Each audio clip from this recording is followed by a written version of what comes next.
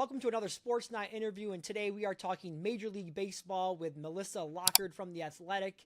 The big news this week is Paul Skenes gets the call up from AAA to the big ball club with the Pittsburgh Pirates. He'll make his first Major League start on Saturday. So, Melissa, we're going to start there.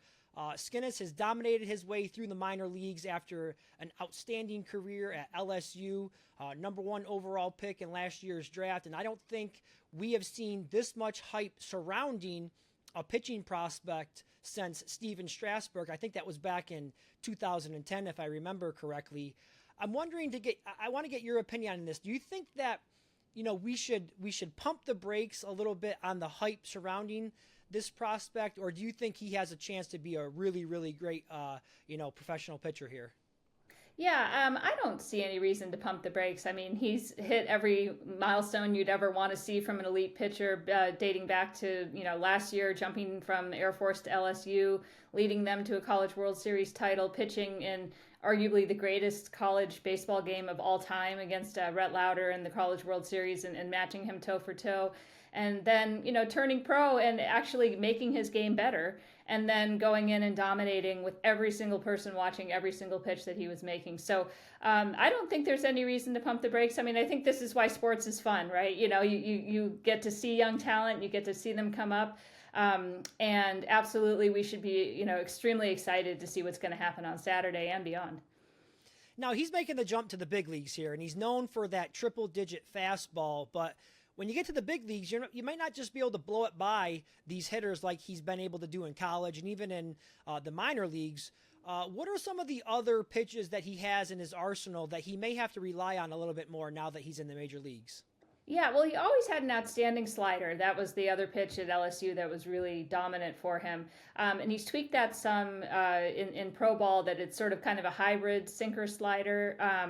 It's kind of or split finger slider, sort of a splinker, I think Keith Law called it on our site. And that's an outstanding pitch for him. He's using his changeup more. I mean, there was no reason to throw it in college because college hitters couldn't hit the other two pitches, but that's been a solid pitch. And he's added a true two-seamer as well, so that the four-seamer might be up in the zone and in that triple digits, but he's got something that can go lower down, get ground balls, hopefully get quicker outs for him too. So he really understood kind of coming into pro ball what he needed to do to improve, and he hit all those markers really fast. With all the hype that was surrounding him, after the draft and all spring training, why do you think the Pirates decided to keep him down in AAA rather than just start him out up at the major leagues to start the season? Yeah, and that's a good question. I mean, I think, sometimes you have to kind of take a step back and look at the fact that, he got 6 innings last year, right? So this is somebody who did not have, a lot of time in the minor leagues before. There wasn't really a reason necessarily to start him there, right at the beginning of the year. The Pirates are an up-and-coming franchise. I think there's every reason to be optimistic about their future, but they didn't need him on the opening day roster necessarily. That being said, I think when you go to AAA and pitch like he did, it became apparent very quickly that there was no more development he could really do down there. So I don't know that it's a matter of, I know they were kind of keeping his pitch count low. I'm not necessarily sure they need to do that too much because he threw 120 innings last year. So he's not like he can't throw a full season, but I think, there was just a lot of maybe just kind of making sure they're not going to rush him out there too fast and give him a chance to take at least one smaller step against upper level competition first. Yeah, I know I'm really looking forward to seeing him on Saturday. Again, that triple-digit fastball, it's fun to watch. I do want to shift our conversation a little bit to some of the other top prospects in baseball. Of course, we saw Jackson Holliday, the number one prospect in all of baseball.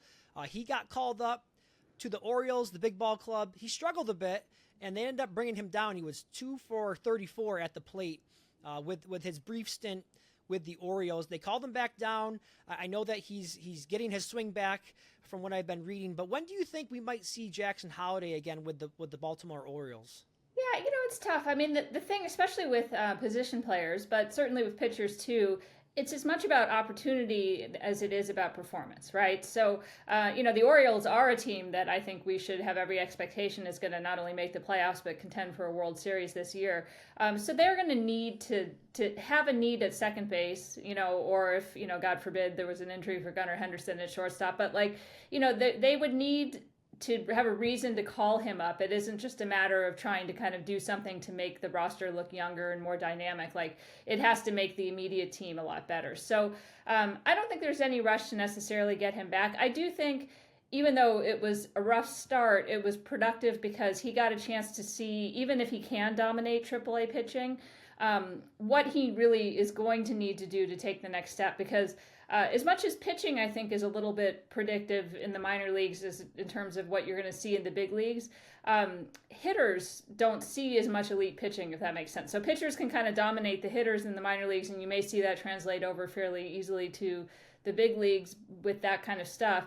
But hitters don't see enough of those guys in the minor leagues, and then they get to the big leagues and everyone is, a top pitching prospect, and all of a sudden they're kind of behind the eight ball. So now he's seen it, and even if he's not seeing those guys every day in AAA, he has some frame of reference to say, okay, if I'm seeing a pitch just 2 inches off the plate here, I should stop swinging at those, because in the big leagues that's going to kill me, even if in the minor leagues I can flick that out to left field for a base hit. So hopefully that'll help him. I think he'll be much better, and I think he'll be an outstanding big league player once he gets his career fully going.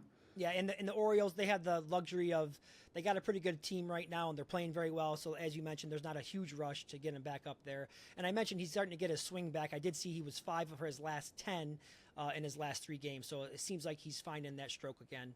One of the other really exciting prospects in baseball is with the Milwaukee Brewers.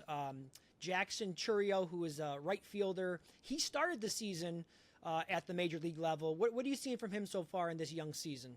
Yeah, I think he's going through his adjustment period as well. It's not as significant of a struggle as you saw with Holiday, but there is a big jump up, and in Chourio, as much as Holiday's ascension has been really, really quick, Chourio's was just as fast. This is a guy who was basically in low A like a year ago. So, there was always going to be an adjustment period, but I think he's playing well enough that there's no reason for him to necessarily go back down to AAA to make those adjustments. I think he's kind of a guy that can continue to work on it. And if it gets worse, there always is the option of going back down and then coming back up. But for the moment, I think it's just a matter of continuing to make those adjustments. But you see the talent, you see these flashes of who he's going to be, and I think he's going to be a really exciting player.